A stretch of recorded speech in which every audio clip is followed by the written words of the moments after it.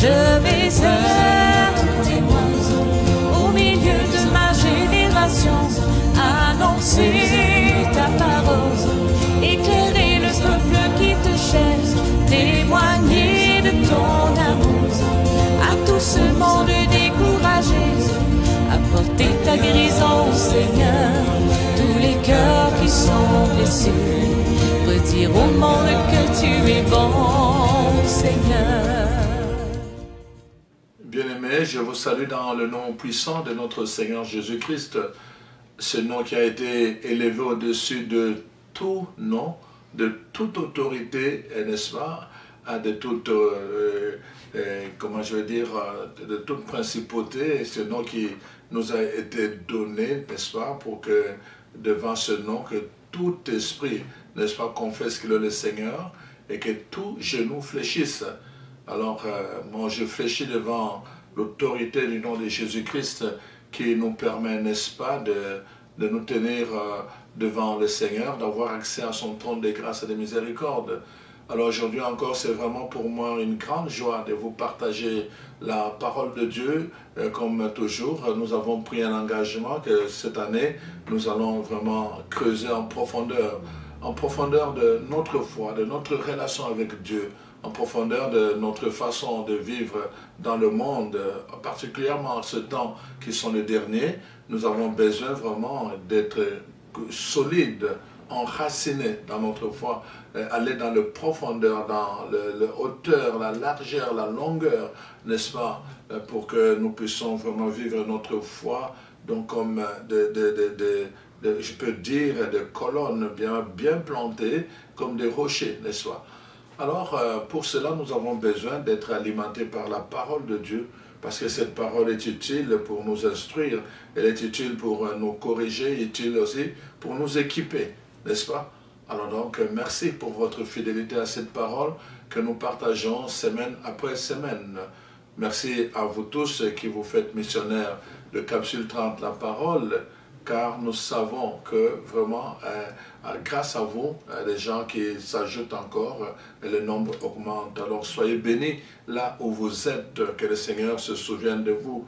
Merci à vous tous qui priez, qui soutenez Capsule 30, la parole, que Dieu vraiment vous bénisse là où vous êtes. Alors nous sommes déjà en train de faire les préparations pour que le deuxième cours puisse être en ligne. Nous espérons très bientôt. Alors, on va vous faire signe. Les gens m'écrivent pour demander et quand est-ce que ça va sortir. On va vous faire signe à travers le Capsule 30, la parole. Alors, chers amis, chers frères et sœurs, aujourd'hui, je me propose justement de vous parler un peu de le renouvellement de la pensée. Dieu veut t'amener à penser différemment des gens du monde. Dieu veut t'amener à penser différemment des gens du monde. Vraiment, le souci de Dieu, c'est de renouveler ton intelligence, n'est-ce pas, pour que tes pensées soient, si je peux dire, renouvelées. Alors, évidemment, quand tes pensées sont renouvelées, cela inclut, n'est-ce pas, un changement radical quant à ta manière de penser. Et quand ta manière de penser, évidemment, change, alors, comme dit la parole de Dieu, l'homme est tel que sont ses pensées. Quand tes pensées changent, ton être profond change aussi. Ta façon de tenir dans le monde change aussi. Alors vraiment, c'est là que Dieu veut t'amener. Alors, mais nous partons d'une question capitale. Comment se fait-il que, n'est-ce pas, les gens, même après avoir reçu le baptême, après avoir reçu Jésus-Christ comme leur Seigneur, n'est-ce pas, comment se fait-il que certains d'entre eux retournent encore à leur vie antérieure, leur vie du passé, qui était en opposition avec la vie de Dieu? Comment se fait-il que, après avoir acquis le statut de citoyen de Dieu par le baptême, comment se fait-il qu'après avoir reçu aussi le statut, n'est-ce pas, de créature nouvelle, comme nous dit la deuxième lettre aux Corinthiens, comment se fait-il qu'il y a encore des personnes, malgré ce statut, qui retournent à leur vie antérieure et qu'on continue à vivre comme si rien ne s'était passé dans leur vie? D'abord, est-ce que c'est normal? Alors donc voilà une question très très importante que beaucoup de chrétiens se posent, bien sûr, à juste titre, parce que nous savons que notre vie chrétienne demande vraiment un changement radical. Le première parole de Jean-Baptiste qui a préparé la venue de Jésus, c'était, n'est-ce pas, je vais dire, cette parole, c'était une invitation à la conversion. On voit aussi que dans la première prédication de Jésus, notamment dans l'évangile de Marc, c'est aussi l'invitation à la conversion. Alors donc, c'est ça en fait qui nous concerne aujourd'hui, comment nous vivons cette conversion. Nous donnerons notre enseignement là-dessus, surtout en ce temps de carême pour nous chrétiens catholiques. C'est important de voir vraiment comment nous vivons ce temps de carême dans le quotidien de notre vie, pour que ça ne soit pas simplement une routine, une accoutumance ou encore une cérémonie, mais vraiment un engagement de profondeur dans notre relation avec Dieu et dans notre marche chrétienne. Chers amis, donc voilà les questions que je me suis posées pour essayer un peu de l'étudier, de partager avec vous à travers cet enseignement. Donc nous avons donc entendu comment se fait-il que des gens qui ont accepté Jésus-Christ retournent encore à leur vie antérieure. Alors, écoutons d'abord ce que dit la parole de Dieu.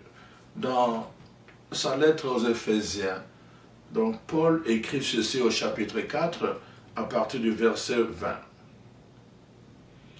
Mais vous, ce n'est pas ainsi que vous avez appris Christ, si du moins vous l'avez entendu, et si conformément à la vérité qui est en Jésus, n'est-ce pas, c'est en lui que vous avez été, comment je vais dire, instruit.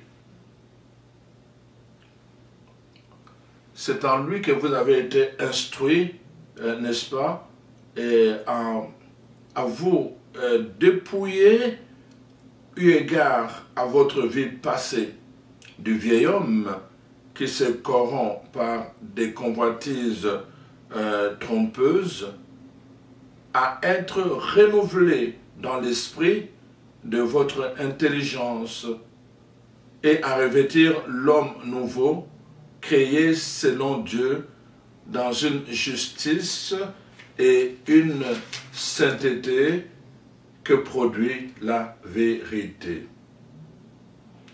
C'est pourquoi renoncez au mensonge et que chacun de vous parle selon la vérité à son prochain, car nous sommes membres les uns des autres. Donc ça c'est le verset, j'ai lu donc du verset 20 au verset 25. Donc voici ce que la parole de Dieu dit. Donc si du moins ce que vous avez appris concerne Christ Jésus, donc lui en qui vous avez été instruit, n'est-ce pas, à vous dépouiller eu égard à votre vie passée du vieil homme, à vous dépouiller du vieil homme qui concerne votre vie passée, n'est-ce pas? Donc, dans ce vieil homme qui est corrompu, qui se corrompt par des convoitises trompeuses. Donc, premièrement, si c'est en Christ que vous avez été instruit, donc à vous dépouiller du vieil homme, donc de votre vie passée, et à être renouvelé dans l'esprit de votre intelligence.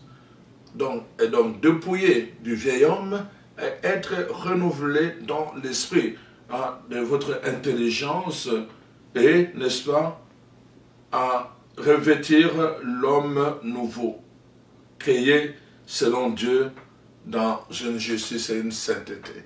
Voyez-vous, trois éléments très très importants sur lesquels justement nous allons parler. La première chose, le premier élément, la parole de Dieu dit, c'est dépouiller de l'homme, du vieil homme qui concerne notre vie passée. Deuxièmement, n'est-ce pas, se renouveler, n'est-ce pas, c'est renouveler dans notre être, dans l'être de notre intelligence, et si on peut parler ainsi, donc se renouveler donc, dans l'esprit de notre intelligence, et troisièmement, revêtir l'homme nouveau. Donc ce sont les trois aspects qui concernent les éléments constitutifs pour répondre à la question du départ. Comment se fait-il que les gens qui ont accueilli Jésus-Christ dans leur vie retournent encore à leur vie du passé? Voyez-vous, le problème c'est que la parole de Dieu nous montre clairement qu'il y en a qui s'arrêtent simplement à se dépouiller du vieil homme. Mais la parole de Dieu dit, il n'y a pas que ça.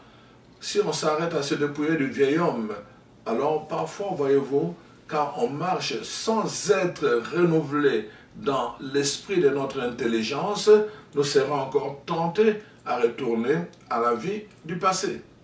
Même si on a été dépouillé du vieil homme, on sera encore tenté à retourner à la vie du passé. Je donne un exemple que quelqu'un, par exemple, a reçu Jésus-Christ.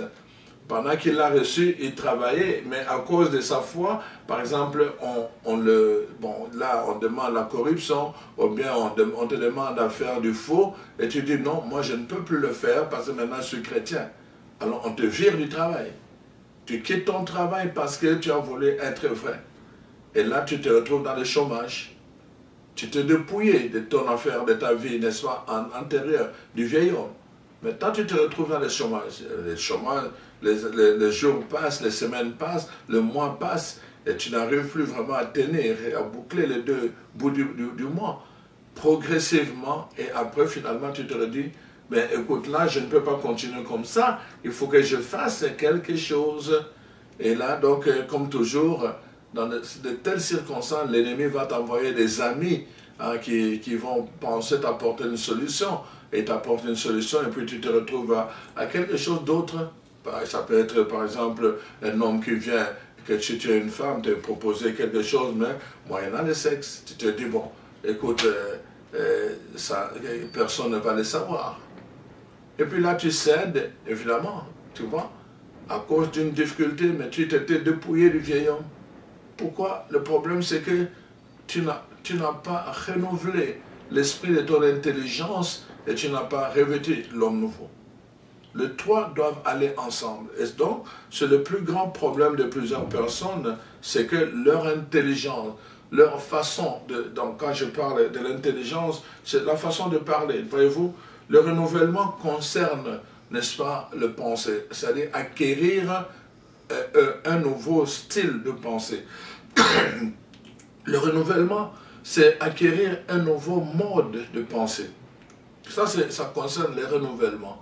Mais l'intelligence, évidemment, concerne la capacité de raisonner, la capacité de penser, mais aussi, n'est-ce pas, on peut dire la capacité de comprendre. Donc, la capacité de raisonner, de penser, de comprendre, ça concerne l'intelligence.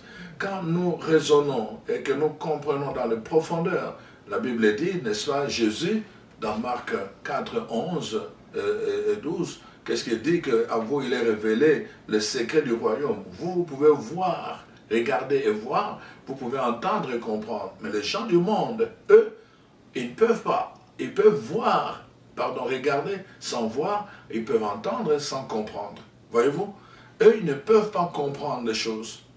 Parce qu'ils sont dans le superficiel. Quand on a la révélation, on entre dans le profondeur.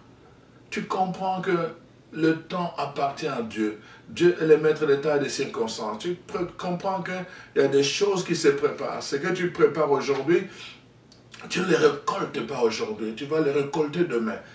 Aujourd'hui, tu prépares demain. Donc, c'est important que nous comprenions cela.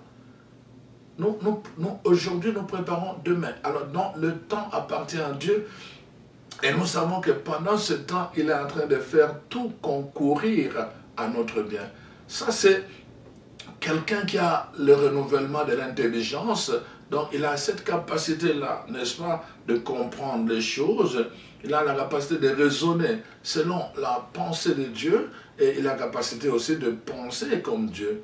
Voyez-vous? Donc, c'est très important, cette étape-là dont je vous parle aujourd'hui. Le renouvellement de l'esprit de l'intelligence, donc pour favoriser un mode de pensée qui est conforme à la pensée de Dieu. Donc le renouvellement de notre pensée. C'est très important comment nous pensons des choses, comment nous pensons notre avenir, comment nous pensons notre bonheur. Tout cela détermine la façon dont nous allons être. Parce qu'il y a des gens, on peut leur donner beaucoup de choses. S'ils pensent mal leur bonheur, ils seront malheureux malgré tout ce qu'on a mis à leur portée. Il y a des gens, on peut leur donner peu de choses. S'ils pensent bien leur bonheur, ils seront heureux avec peu de choses. Donc, le tout dépend de la façon dont nous pensons. C'est pour cela que Dieu tient tellement, comme vous l'avez entendu, au renouvellement de l'esprit de notre intelligence. Pour que nous ne puissions pas penser à la manière du monde, mais que nous puissions penser à la manière de Dieu. Voilà pourquoi Dieu tient, il veut nous amener justement à penser différemment des gens du monde, mais pour en arriver là, bien sûr que nous devons d'abord penser, et, comment je vais dire, être renouvelés. Voyez-vous, le problème, c'est que avec le péché, voyez-vous, l'être humain a été vraiment endommagé dans son intelligence. Il a été endommagé sérieusement dans son intelligence. Et alors, pour certains, ils ont endurci, n'est-ce pas, où il a endurci son cœur. Ça, c'est ce qui arrive. Donc, quand on est endommagé dans son intelligence et quand on a endurci son cœur, on n'est plus capable, naturellement, de voir les choses selon l'ordre de Dieu. Naturellement, on renverse l'ordre. Chaque fois que le péché nous affecte et chaque fois que nous sommes alignés en fonction de notre vie antérieure qui a été dirigée par le convoitisme, par le péché, par le mal, n'est-ce pas, par des pensées mauvaises, naturellement, donc la parole de Dieu nous montre que nous aurons un regard biaisé. Non, biaisé. Et la parole de Dieu est claire là-dessus. Voyez-vous, par exemple, la lettre de Paul aux Romains, le chapitre 1, le verset 19 à 21, nous montre comment, quand notre regard est biaisé, nous ne sommes plus capables d'adorer le Créateur qui est adoré donc éternellement. Nous allons parfois adorer les créatures au lieu d'adorer le Créateur lui-même.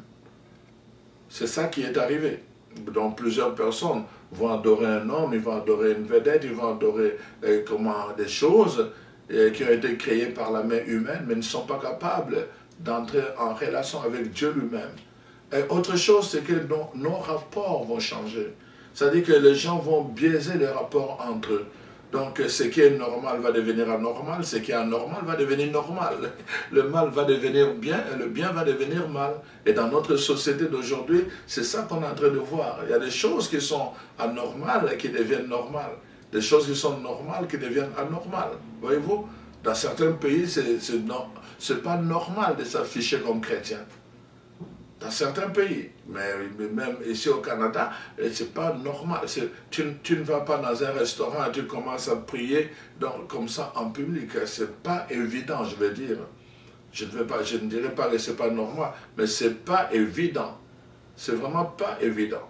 Alors donc, c'est très très important que nous ayons une bonne compréhension de ces choses-là. Parce que quand notre intelligence n'est pas renouvelée, alors nous allons vivre de façon biaisée et nos rapports les uns par rapport aux autres, nos rapports avec Dieu, nos rapports avec nos prochains et nos rapports avec la créature, la création, va être biaisés, vont être biaisés, n'est-ce pas, à cause de cela. D'où l'importance vraiment du renouvellement. Nous savons que l'homme naturel, il est dicté par ses penchants, par les penchants qui sont en contradiction parfois avec la volonté de Dieu. Ça, c'est l'homme naturel. Et nous ne pouvons pas demander autre chose que ça. L'homme naturel est comme cela. Donc, il fait ce qui lui plaît. Même si cela n'est pas conforme à la volonté de Dieu, n'est-ce pas? Il fait ce qui lui plaît. Mais il ne va même pas chercher ce qui est la volonté de Dieu. Et ça, c'est l'homme qui nous habite au commencement, avant même de donner notre vie à Jésus-Christ. Donc, c'est pour cela que la Bible dit qu'autrefois, nous étions, n'est-ce pas, ténèbres. Nous étions ténèbres, nous étions habités, intoxiqués, n'est-ce pas, par le mal, par l'esprit du monde.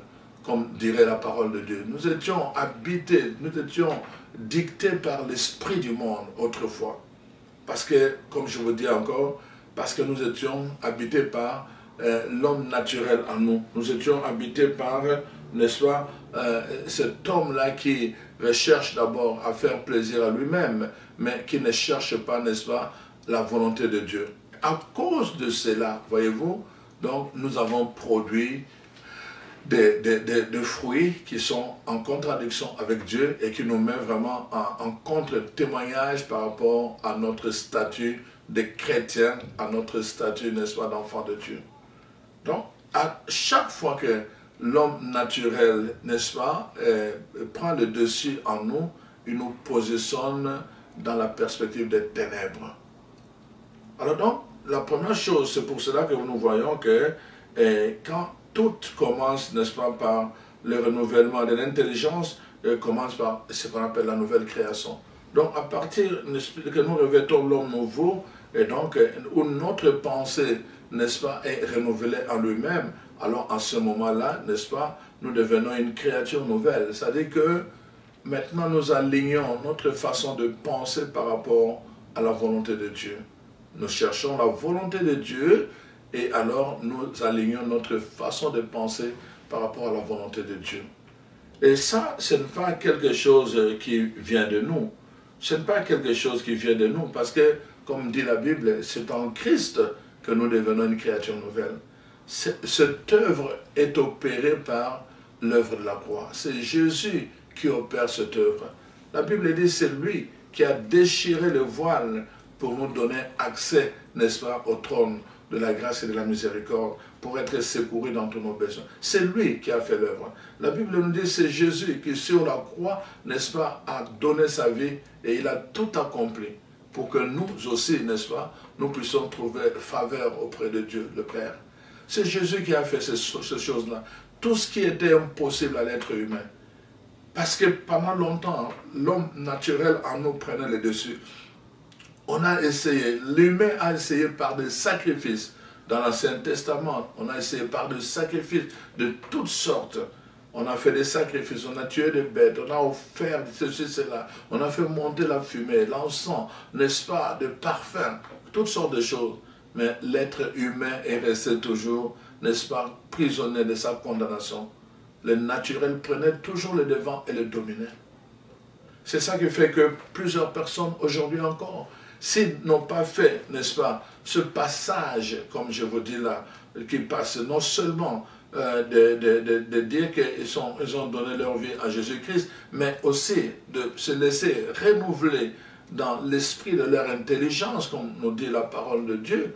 On le voit dans Ephésiens 4, nous venons de l'entendre, mais aussi, n'est-ce pas, ça va être la prière, le souhait de Paul dans Romains 12, verset 2, hein, que l'Esprit donc renouvelle votre façon de penser, votre système de pensée, pour qu'il ne se conforme plus à la manière du monde. Voyez-vous, c'est vraiment le souhait de Paul, que l'Esprit renouvelle. Voyez-vous, ce n'est pas notre œuvre à nous, c'est l'œuvre du Saint-Esprit. L'œuvre du Saint-Esprit, c'est l'Esprit Saint, l'Esprit de Jésus, l'Esprit qui a ressuscité Jésus d'entre le mort, l'Esprit qu'il est allé, dont il s'est revêtu au début de son ministère. Quand il est allé dans le désert, on dit il était revêtu du Saint-Esprit. Encore, on va dire il était rempli du Saint-Esprit. C'est cet Esprit qui a fait son œuvre à travers le ministère de Jésus, et c'est le même Esprit qui doit faire son œuvre dans notre vie. C'est ce même Esprit qui peut féconder notre vie pour que la nature de Dieu devienne notre deuxième caractère, puisse affecter notre caractère et puisse imprimer notre caractère. C'est le Saint-Esprit qui peut faire cette œuvre en nous. Voilà pourquoi nous avons besoin de nous ouvrir à lui. Nous devons le désirer, mais nous devons aussi le demander. Ça, c'est deux choses différentes. Nous devons désirer cela. Ça doit être un désir au quotidien.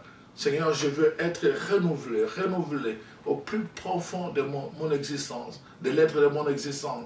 Je veux être transformé dans ma façon de penser, que je ne puisse plus penser à la manière humaine. Alors, comment le Saint-Esprit renouvelle cela?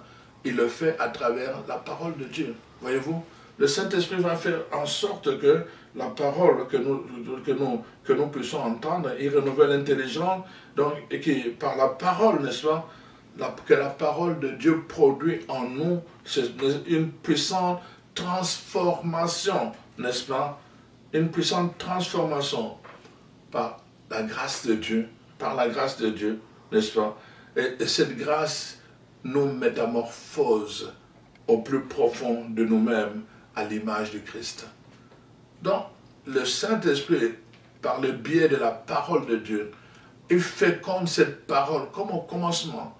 Donc, il féconde cette parole en nous produit maintenant une transformation, une métamorphose, n'est-ce pas, qui nous fait maintenant, qui nous rend capable de refléter l'image du Christ. Voilà un peu ce que fait le Saint-Esprit. C'est très très important, chers frères et sœurs. Ce que je vais vous dire, c'est que nous ne pouvons pas continuer à dire que nous sommes enfants de Dieu tout en menant la vie du passé. Nous devons être capables à un moment donné de dire voici ce que j'étais avant et voici ce que je suis devenu maintenant. Avant, j'étais toujours en colère. Aujourd'hui, je suis patient. Par rapport aux mêmes réalités, je suis devenu patient.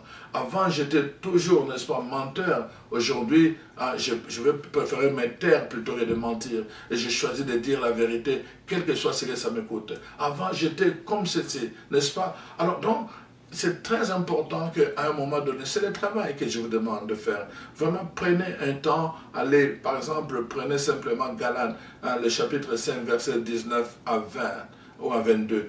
Alors, faites un tableau. Vous dites, voilà, les choses qui sont en négatif là, donc la ripaille, n'est-ce pas, je faisais ceci, les divisions, esprit de médisance et tout, tu regardes ça. Maintenant, tu regardes de l'autre côté où on donne le fruit, n'est-ce pas, du Saint-Esprit, la bonté, n'est-ce pas, l'amour, tout ce qui est là. Et alors, essayez de voir comment il y a un changement qui passe dans ta vie. Fais ce tableau-là. Tu vas voir, ça va beaucoup t'aider à te situer par rapport à ta croissance spirituelle. C'est très important. On ne peut plus s'arrêter simplement à dire « je suis chrétien ». On ne peut plus s'arrêter à dire « je vais à l'église ». Non, le Seigneur veut nous amener dans une relation de profondeur. C'est pour cela qu'il nous amène, n'est-ce pas, à penser différemment des gens du monde. Nous devons nous distinguer des gens du monde. Et cela commence d'abord par la pensée. Cela commence d'abord par l'intelligence, la façon dont nous comprenons, n'est-ce pas, les choses, le temps, les événements, comment nous les comprenons, ça dicte, n'est-ce pas, notre attitude et ça dicte aussi, ça détermine notre action. Alors voilà pourquoi nous avons besoin de nous laisser renouveler par le Saint-Esprit. Alors donc, vraiment, n'oublions pas, n'est-ce pas, ce que je pense détermine ce que je suis. Donc, c'est important d'être renouvelé dans notre pensée, pour être renouvelé dans notre être. C'est ça que je veux dire. Alors vraiment, chers frères et sœurs, à travers cet enseignement, je voulais vraiment vous faire prendre conscience le souci de Dieu, le désir de Dieu pour t'amener dans la profondeur. C'est vraiment de t'amener aussi au changement de la mentalité, la façon, la mentalité. C'est vraiment la mentalité, c'est tout ce qui concerne, n'est-ce pas, ta façon de penser et ta façon de parler. Alors donc, tu dois d'abord changer ta pensée pour changer ton langage. Et chaque fois que tu changes ta pensée, tu vas changer tes habitudes, tes actions. Tout va changer à partir de la pensée. Ne cherche pas à avoir des résultats nouveaux en ayant toujours la même façon de penser. Si tu penses comme toujours avant, avec l'homme naturel, l'homme ancien, tu vas produire les choses anciennes. Mais si tu te laisses renouveler par le Saint-Esprit, pour devenir une créature nouvelle, tu vas, en pensant nouveau, tu vas produire aussi des choses nouvelles. Alors je prie Dieu, vraiment que l'Esprit du Seigneur repose sur toi. Que le même Esprit qui a façonné Jésus pour en faire vraiment ce oint de Dieu puisse te façonner comme l'argile dans le main du Maître, pour que tu puisses toi aussi vraiment devenir à l'image du Christ, que tu puisses croître, que le Christ en toi puisse atteindre sa maturation pour que tout ton langage, ton regard, ton être tout entier reflète le Christ. Soyez bénis là où vous êtes et à la prochaine. Merci.